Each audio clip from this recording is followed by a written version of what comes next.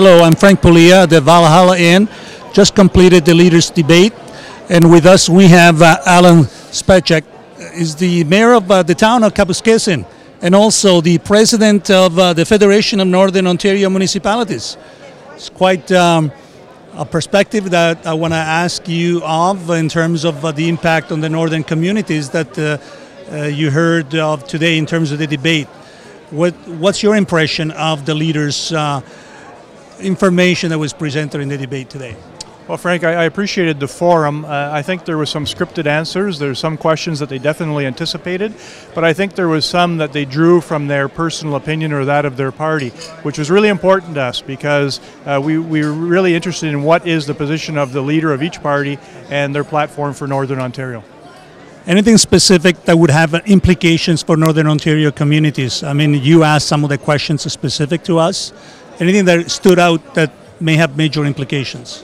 Well, I think it's important that they recognize that it's done differently in Northern Ontario, and that's one of the single biggest factors. Too often they're implementing policy or legislation where they want one approach for the whole province, and I think the admission today that that doesn't work is significant.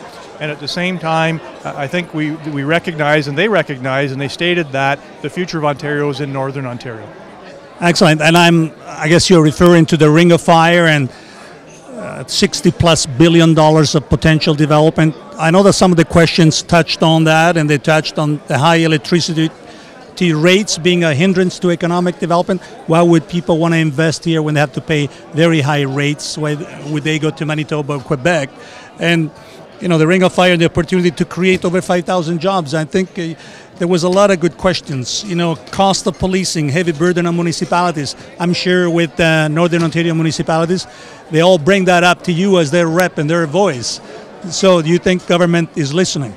Well, I think so. And in those questions that you just spoke to, there's really two common themes. One was facilitating us as Northerners so that we can deliver on the economy. We have the resources, we have the skills, we just need the opportunity to deliver on that. And secondly, the challenges that municipalities face in delivering services. Back to that point earlier of it's done differently in Northern Ontario, and they need to recognize that.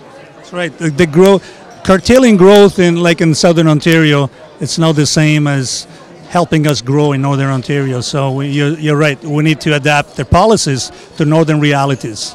So thanks for your perspective. Anything else you'd like to add? Anything that I may have missed in terms of what our readers, our listeners need to know in terms of this election at this particular point in time, which is very important for the future of Northern Ontario? You know, we're not trying to be partisan here, one party or the other. We're looking at representing our Northern Ontario municipalities and what's good for us in Northern Ontario. Well, and I think to that end, I can assure your viewers that between NOMA, the Northwestern Ontario Municipal Association, and FNUM, the Federation of Northern Ontario Municipalities, whichever party is successful, whoever is the next premier, we will certainly hold them to their word. Excellent. Thank you very much, and have a good trip back home. Thank you very much. Okay. Yeah, bye-bye.